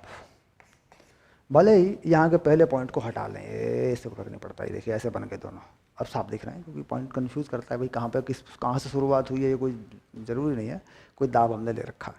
अब मान लीजिए हम कहते हैं कि साहब एक दाब ले लेते हैं पी नॉट, और प्रवणता, यहाँ पर प्रवणता है θ1, यहाँ पर प्रवणता है θ2। तो इन प्रवणताओं में क्या संबंध है? ठीक, किसी दाब पर एक दाब ले लिया, 2 पॉइंट लिए मैंने, ठीक, इन प्रवणताओं में क्या संबंध है? तो हम कह रहे हैं tan θ1 ये हो जाएगा गामा tan θ2। ये दाब के हिसाब से संबंध है, यानी प्रवणता रुद्धोष्म की ज़्यादा है गामा टाइम्स है, ठीक, जहाँ गामा 1 से बड़ा है, विशिष्ट ऊष्माओं का अनुपात है। अब इसके बाद ये कहता है जी यहाँ पर भी खींचो, यहाँ पर भी खींचो, ये एक आयतन बना लो V0 और इसको बनाओ, इस कोण को बनाओ θ3, ताकि मैं कोई आयतन लेना चाहूँ, 2 बिंदु एक स्थिर आयतन पे लूँ तो उसमें क्या, अब उसमें यहाँ पर देखो ये जो θ2 है ये बड़ा हो गया θ3 से, ठीक। तो ये हमने कहा P0 के लिए, ठीक। अब tan θ2 बड़ा है tan θ3 से, ठीक। और कितना बड़ा है, कितना बड़ा है? tan θ3 का गामा टाइम्स कर दूं θ2 आ जाएगा, यानी यहाँ पर गामा टाइम्स है, क्योंकि दोनों में फ़र्क गामा का आना है, ये चीज़ हो गई। तो ये किसके लिए? V0 के लिए, ऐसे, ठीक। यानी आयतन स्थिर पर देखना चाहता हूँ। अब यहाँ ये भी देखो, एक चीज़ आ रही है tan θ1 गामा स्क्वायर tan θ3, ये आ रहा है। यानी अगर यहाँ स्थिर दाब पर कोई पॉइंट ले लूँ, सीधा आगे बढ़ाऊँ, फिर नीचे ले जाऊँ, ये आ गया। बाकी जो संबंध है वो इस तरीके से है, ठीक। अब इस पे एक सवाल दूंगा, इस लॉजिक पे, इस पे उसे करके उसका उत्तर बताना, ठीक है।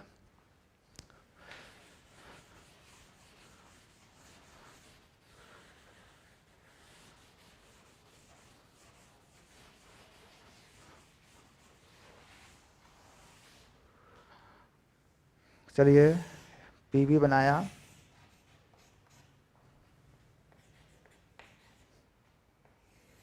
ये समतापीय बना दिया और ये समदाबीय बना दिया, ठीक। एक लाइन यूँ खींची और एक लाइन यूँ खींच ली, ठीक। यहाँ का जो कोण था उसको बताया 60 डिग्री, यहाँ का जो कोण था उसको बताया 45 डिग्री, और यहाँ का जो कोण था उसको बताया थीटा। सीधी लाइन है बिल्कुल, ठीक। तो कह रहा जी थीटा का मान बताओ,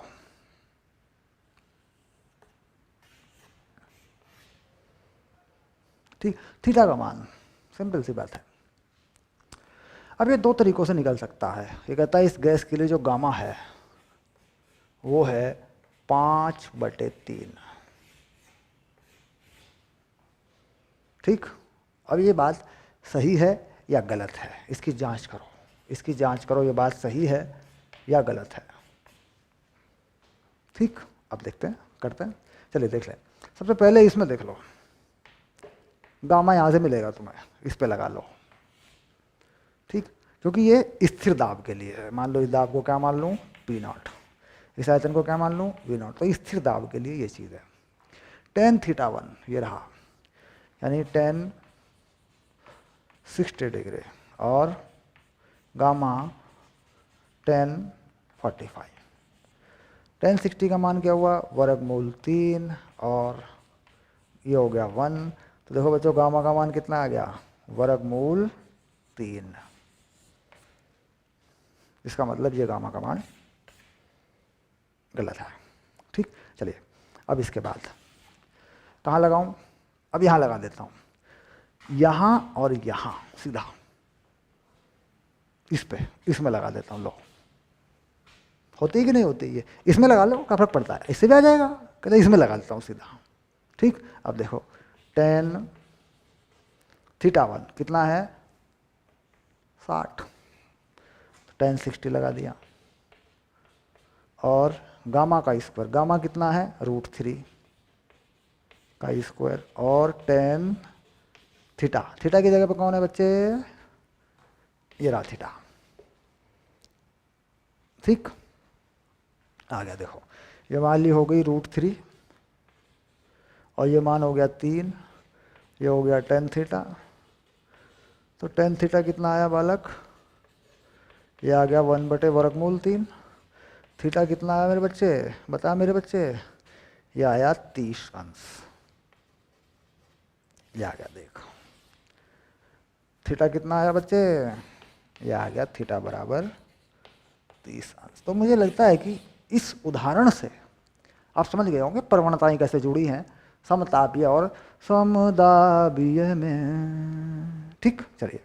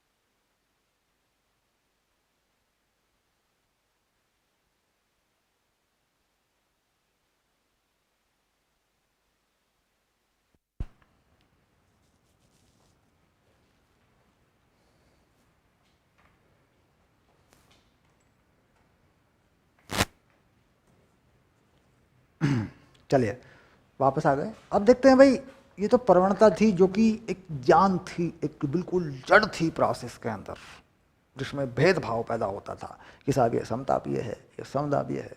ठीक, अब देखते हैं कार्यों का अंतर, कार्यों का अंतर कैसे निकालते हैं।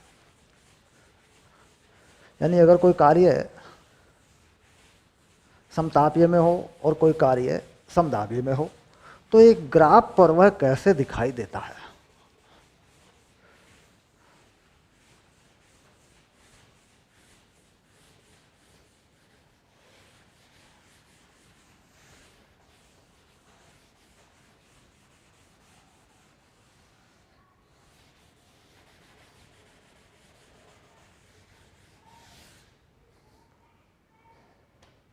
चलिए मैं उदाहरण लेता हूँ, पहले आपको इसको क्लियर करा लेता हूँ, क्योंकि यहाँ पे बहुत सारी चीज़ें क्लियर होनी है बच्चों हमारी इस उदाहरण में। मतलब ये उदाहरण पूरे लेक्चर की जान है, सब कुछ बता देगा आपको।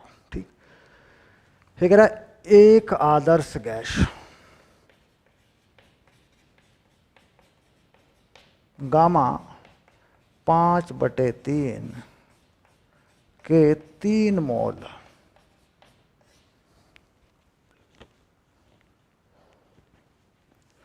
निम्नांकित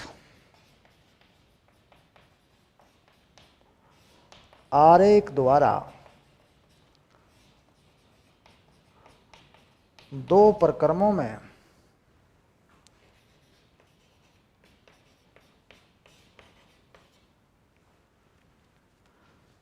दिखाए गए हैं।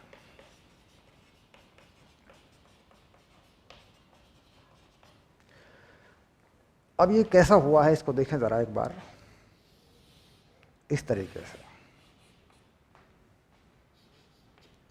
ऐसे, और ये समतापीय और ये समदाबीय, और यहाँ पर आ गया है मामला ऐसा। कहता है जो आयतन है तुम्हारा ये है V2, और ये जो आयतन है तुम्हारा ये है V1, और ये जो दाब है तुम्हारा ये है P1, और ये जो दाब है तुम्हारा ये है P2, और ये जो दाब है तुम्हारा ये है P3। इसको P2 ना माने, इसको ठीक करके लिखता हूँ। ये दाब है तुम्हारा P0 और ये दाब है तुम्हारा P2। और यहाँ पर जो तापमान है समतापीय, ये समतापीय है। कहता है ये तापमान सही है आपका, फिक्स है। ये तापमान जो है ये है T बराबर 600 केल्विन। मॉल दे दिए, तापमान दे दिया, डाटा सब दे दिया, कोई दिक्कत नहीं, ठीक है, पर होता रहता है।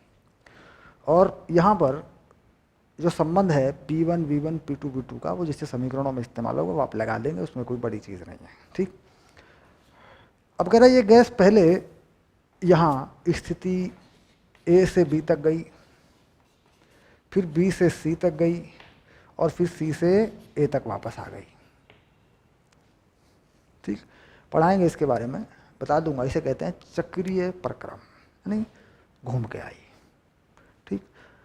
चक्रीय प्रक्रम, कोई गैस अगर जिस भौतिक अवस्था से चलती है घूम घाम के उसी पे आ जाए, उसे कहते हैं चक्रीय प्रक्रम। हालांकि आगे मैं लूँगा इसको, कितने प्रकार के प्रक्रम होते हैं उनको इसके साथ जोड़ूंगा फिर मैं, लेकिन यहाँ ये उदाहरण अनिवार्य है ताकि हम समीकरणों को के संबंधों को बना सकें। समतापीय प्रक्रम में जो कार्य है वो कौन सा है? समतापीय प्रक्रम में कार्य ये है, ये पूरा क्षेत्रफल है, ठीक। और समदाबीय प्रक्रम में कार्य कौन सा है? सॉरी, रुद्धोष्म प्रक्रम में कार्य कौन सा है? ये रुद्धोष्म प्रक्रम का कार्य है।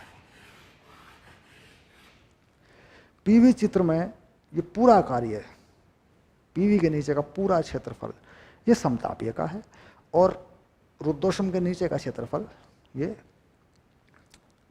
रुद्धोष्म प्रक्रम का कार्य है, ठीक। अब उसके बाद यहाँ पर हम बात करते हैं, अगर हम समतापीय के बारे में कुछ लिखना चाहते हैं, समतापीय के बारे में, प्रक्रम ए बी, तो हम क्या लिखते हैं? Delta Q delta U plus W. तो डेल्टा क्यू 0 प्लस डब्ल्यू, और डब्ल्यू यानी कार्य कौन सा? ए बी का, ठीक। अब हम बी से सी के बारे में कुछ लिखना चाहते हैं, प्रक्रम बी सी, तो delta Q delta U plus W, delta Q delta U W 0। W 0 का कार्य क्यों 0? क्योंकि आयतन स्थिर रहा, देखो आयतन स्थिर रहा, तापमान घटा, ये तापमान क्या है? समतापीय है, तापमान कम हुआ, भाई आयतन कम हो गया, तापमान कम हो जाएगा, ठीक। दाब भी कम हो गया, दाब भी कौन सा बढ़ा है? दाब कम, आयतन कम, तापमान कम, सब कम हो जाएगा यहाँ पे। और सोच सकते हैं कि भाई कम क्यों होगा, ठीक, क्योंकि नीचे के तापमान तक पहुँचे हैं, तापमान गिर गया, हायर तापमान पर ग्राफ चल रहा है, ऊंचे तापमान पर तो नीचे पे चला गया। और अगर किसी गैस का जो है आयतन स्थिर हो और दाब गिरता है, आयतन स्थिर हो, आयतन तो स्थिर है, अगर दाब गिरता है तापमान भी गिरता है। स्थिर आयतन पर दाब घटता है, ताप भी घटता है कुल मिला के आयतन शून्य, आयतन परिवर्तन शून्य। तो यहाँ पर जो घटा, तो यहाँ पर कैसा होगा ये? अब यहाँ पर मान लीजिए तापमान कितना मान लें, यहाँ पे तापमान मान लें Tc, यहाँ का तापमान मान लें T0, जो कितना है 600, ये तो बता रखा है हमने। इस पूरे प्रक्रम का तापमान क्या है? T0 यानी 600, और इसका कितना मान लिया? Tc। तापमान घटा तो डेल्टा यू मिल जाएगा, डेल्टा यू कितना? Minus NCV Tc minus T0, ठीक, माइनस नहीं, हाँ। अंतिम तापमान क्या है? Tc, और पहला क्या? T0। बस तापमान का अंतर लगाना है, NCV डेल्टा T होती है, ये तुम जानते हो। इसका दूसरा सूत्र भी है, इसे CV को R/γ-1 भी लिख देते हो। ये देखो कितने मोल है?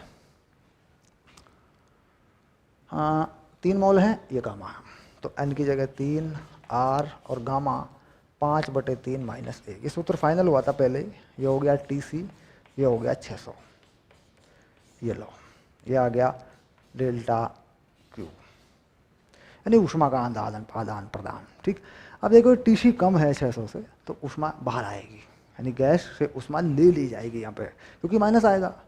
अगर ये प्लस में आता तो गैस को ऊष्मा देनी पड़ती, तो यहाँ पर गैस से ऊष्मा ले ली जाएगी, डायरेक्ट, कार्य नहीं करना पड़ेगा, सीधे ले ली जाएगी, ठीक। अब ये आ गया। अब यहाँ से यहाँ तक पहुँचते हैं, C से A तक पहुँचते हैं, ठीक। अब लेते हैं प्रक्रम C से A, ऐसे C से A प्रक्रम में आयतन घट रहा है, यानी हमारे पास जो कार्य होता है, यानी ताप बढ़ रहा है। देखो ताप कितने ताप पे जा रही है? टी सी ताप से टी नॉट पे जा रही है। यहाँ पे ताप कितना टी सी, यहाँ कितना टी नॉट। तो यहाँ पर आंतरिक ऊर्जा का परिवर्तन ऋणात्मक कार्य वही होगा। तो कुल मिला के इस प्रक्रम में कैसा करें, delta U N C V और 600 माइनस टी सी, ये हो गया। डेल्टा यू एन कितना है 3 मोल, सी वी आर बटे 5/3 -1 होगा और वही हो गया 600 माइनस टी सी, यानी यही हो गया प्लस में, क्योंकि तापमान बदला था, जैसे तापमान कम हुआ था वो बढ़ गया। ठीक, यही जो आंतरिक ऊर्जा का परिवर्तन है, आंतरिक ऊर्जा बढ़ी, तापमान वापस प्राप्त हुआ, यही कार्य है। कैसा कार्य है, माइनस का कार्य। कार्य माइनस में क्यों है, क्योंकि गैस ने काम किया, गैस ने अपने आप को दबाया, कंप्रेशन हुआ, तो कार्य कैसा है, माइनस का है। यानी यहाँ पे जो कार्य है वो कितना है, माइनस डेल्टा यू, प्रक्रम सी एम है। तो कुल मिला के जो कुल कार्य है वह यह बीच का क्षेत्रफल है। ये वाला जो बीच का क्षेत्रफल है ये कुल कार्य है। क्यों, क्योंकि भाई यहाँ से यहाँ तक तो वापस हो गया मामला। तो हम क्या करें, जो हमने गैस को हीट दी थी, ठीक, वह देखो वो हीट कितनी है, वो रही ये रही ये रही ये रही ये रही वो हीट, और बाकी ये कार्य में बदल गई, ये कार्य हो गया रुद्धोष्म का कार्य है। तो हम चाहते हैं कि प्रक्रम का कुल कार्य मिले, तो प्रक्रम में क्या करेंगे, इसके बीच का क्षेत्रफल, यानी समतापीय के कार्य में से किसका कार्य घटा देंगे, रुद्धोष्म कार्य घटा देंगे। रुद्धोष्म का कार्य क्या है, यही है माइनस में। ठीक, क्योंकि ये कार्य गैस ने अपने तापमान बढ़ाने में वापस कर लिया। भाई देखो, समतापीय प्रक्रम में ये कार्य हुआ था, पूरा तापमान गिर गया था, लेकिन गैस ने अपना आयतन घटाया और वापस तापमान बढ़ा लिया, तो ये कार्य वापस हो गया, क्योंकि ये प्रोसेस इस दिशा में चल रही है, उल्टी दिशा में चल रही है, गैस दबाई गई, तो कुल मिला के ये कार्य घट गया। तो इस प्रक्रम में इसके अंदर का जो क्षेत्रफल है पूरा, वो निकल के आ गया, वही बन गया इसका कुल कार्य।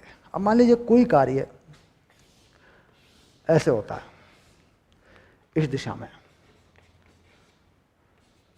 फिर यूँ आता है, फिर यूँ आता है इस दिशा में, ऐसे चला जाता है।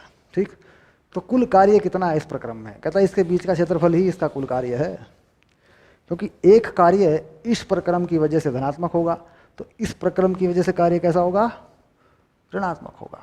ठीक, तो कुल मिलाकर यहाँ पर इस सवाल की जो पूरी जानकारी है, इस पर जो पूरा मेथड लगाएंगे, मैंने हल्की फुल्की पहचान करवाई है, ये हम आगे बढ़ेंगे धीरे धीरे, और हम इसके बारे में बता देंगे। जब जब सवाल आएगा तब हम करेंगे, और हम पहचान लेंगे कि नहीं सर ये कार्य वार्य इस तरीके से होते हैं, सिंपल है। बाकी चीज़ यही है, ये पूरा हल हो चुका है। ओके, हल हो गया, ये पूरा डन, नो प्रॉब्लम। ठीक है।